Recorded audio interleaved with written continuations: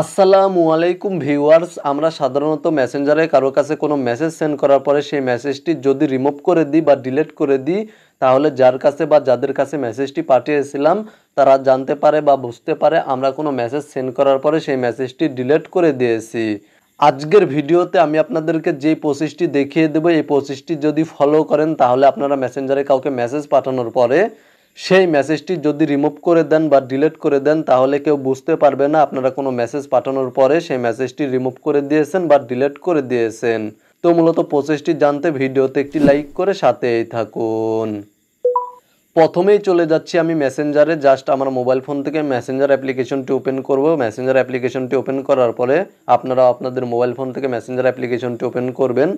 তো মূলত ধরুন আমি এই অ্যাকাউন্টে কিছু মেসেজ আমার অন্য একটি অ্যাকাউন্টে মেসেজ সেন্ড করব এবং সেই মেসেজ আপনাদেরকে রিমুভ করে দেখিয়ে দেব।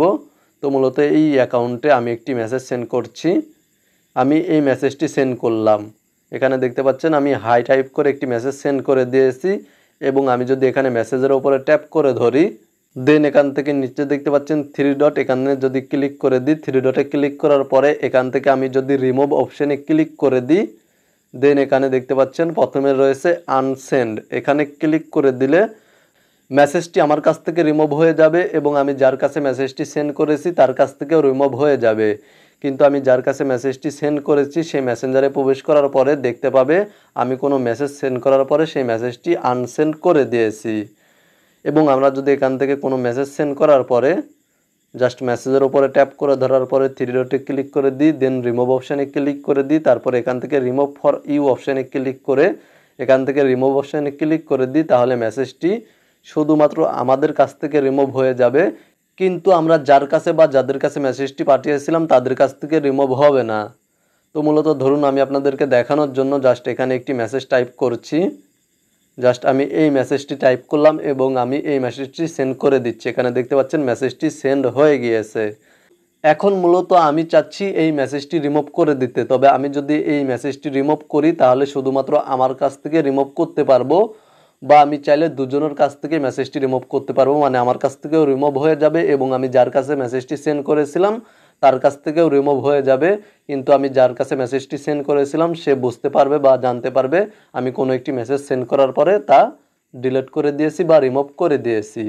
তো মূলত আমি এখান থেকে মেসেজটি ডিলিট করব না বা রিমুভ করব না, আমি এখান থেকে মেসেজটি পরিবর্তন করে দেব। জাস্ট মেসেজের উপরে ট্যাপ করে ধরবো, দেন এখানে দেখতে পাচ্ছেন থ্রি ডট, এখানে ক্লিক করে দেব। থ্রি ডটে ক্লিক করার পরে এখান থেকে আমি এডিট অপশানে ক্লিক করে দিচ্ছি।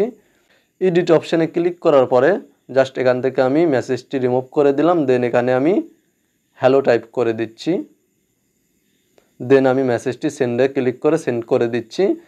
এখানে দেখতে পাচ্ছেন মেসেজটি চেঞ্জ হয়ে গিয়েছে বা এডিট হয়ে গিয়েছে। এখন মূলত আমি যার কাছে এই মেসেজটি সেন্ড করেছি সে জানতে পারবে না, বুঝতে পারবে না আমি প্রথমে কি মেসেজ তাকে সেন্ড করেছিলাম।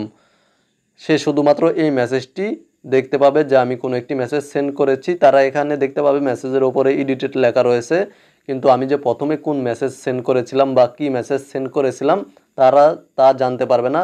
তারা হয়তোবা মনে করবে যে আমি কোনো একটি মেসেজ সেন্ড করেছিলাম, মেসেজটি টাইপিংয়ে ভুল হয়েছিল তাই আমি মেসেজটি এডিট করেছি।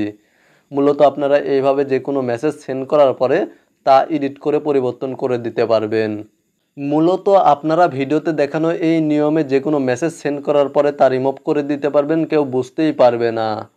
আজকের ভিডিওটি এই পর্যন্তই। ভিডিওটি দেখে যদি উপকৃত হয়ে থাকেন তাহলে অবশ্যই কমেন্টে জানাবেন। ভালো থাকবেন, সুস্থ থাকবেন। ভিডিওতে একটি লাইক করে চ্যানেলটি সাবস্ক্রাইব করে সাথেই থাকবেন।